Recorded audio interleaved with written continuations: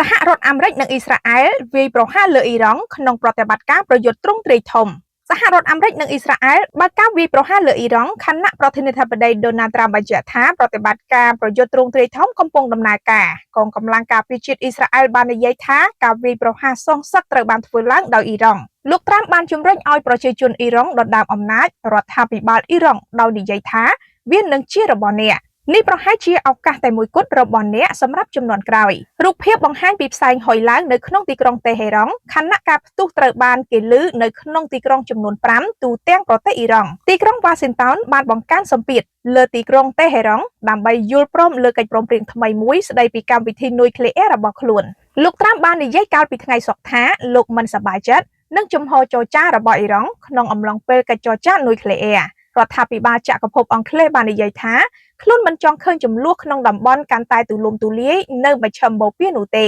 ចក្រភពអង់គ្លេសមិនបានពាក់ព័ន្ធនឹងការវាយប្រហារនេះទេ